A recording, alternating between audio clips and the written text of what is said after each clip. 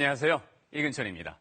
언어 속에 숨어있는 생각과 문화를 들여다보고 긍정적인 자극도 받는 시간.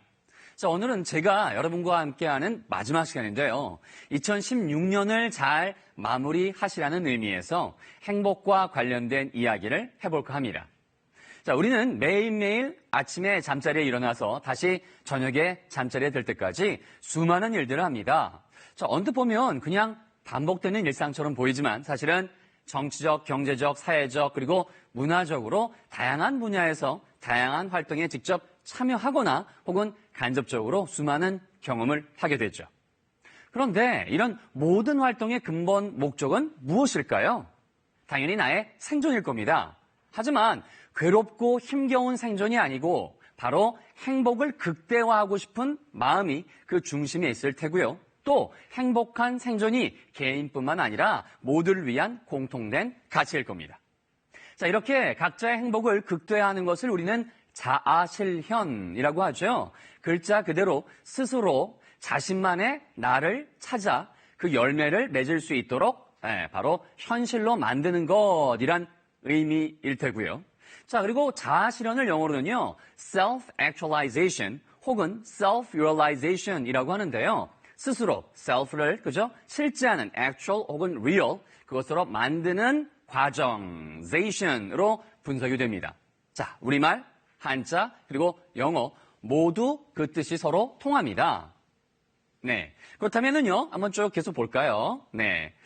내가 이런 좋아하는 것을 찾아서 소중한 의미를 발견하고 열심히 노력하며 열매를 맺어 그 다음에 행복감을 느낄 때에 우리 몸에서는 어떤 일이 벌어지는 걸까요?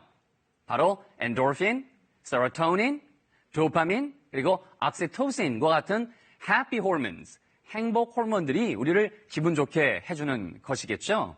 물론 이런 단어는 원래 의학적 용어이지만 이제는 저와 같은 일반인들도 어렵게 그렇게 쓰지 않고요. 쉽게 느낄 정도로 그리고 자주 인용할 그런 정도로 이제는 익숙해진 단어들입니다. 그만큼 많은 사람들이 행복감에 점점 더 많은 관심을 가진다는 뜻일 겁니다. 그런데 여기서 이런 행복감을 주는 이 물질의 역할을 좀 더 들여다보면은요, 고통을 감소시켜주는 엔도르핀, 그리고 안정감과 행복감을 갖게 해주는 세로토닌, 강한 성취감을 느끼게 해주는 도파민, 그리고 원래는 자궁수축 물질이지만 사람 사이의 신뢰감을 높여주는 oksytocin처럼 그 구체적인 작용 기전도 서로 다 다릅니다.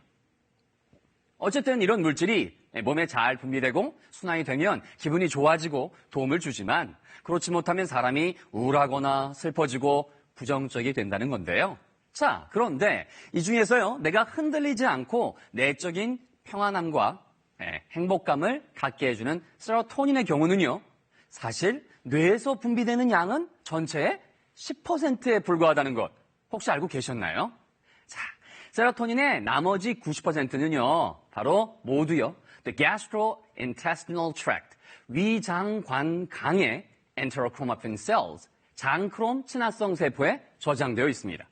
쉽게 말하면 뇌가 아니라 소화기관에 90%의 내적인 행복 호르몬이 있다는 말이 되고요. 그만큼 우리가 섭취하는 음식과 더불어서 나의 소화기관의 상태가 우리의 행복과 관련된 아주 직접적으로 그렇게 관련되어 있다는 뜻이 됩니다.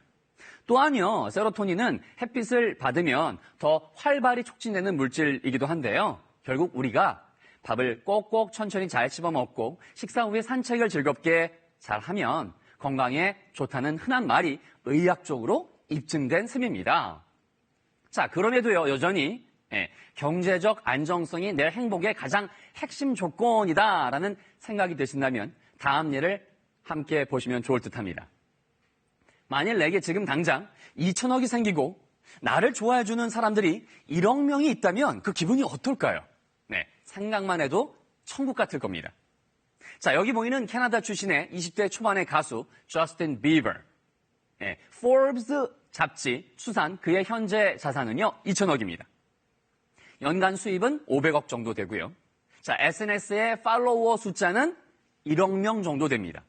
그런데 이런 비버는요, 막상 몇 년 동안 수많은 악동짓을 저질렀고요. 또 얼마 전에는 심적인 불안감으로 자기 2개의 SNS 계정 중에 8천만 명에 가까운 팔로워가 있는 소셜미디어 계정을 삭제하기도 했습니다. 얼핏 보면 그를 이해하기 힘들지만 결국 모든 인간은요, 자기 자신의 존재 이유를 내적으로 확인할 때 흔들리지 않는 행복감이 찾아온다라는 말이 될 겁니다. 늘 자아실현으로 뿌듯한, 그래서 계속 함께 나누고 몸과 마음의 건강함과 행복감도 가득한 2017년 맞이하시기 바랍니다. 지금까지 이근철이었습니다. Please remember the door to your happiness always opens from inside first. Thanks a lot. 감사합니다.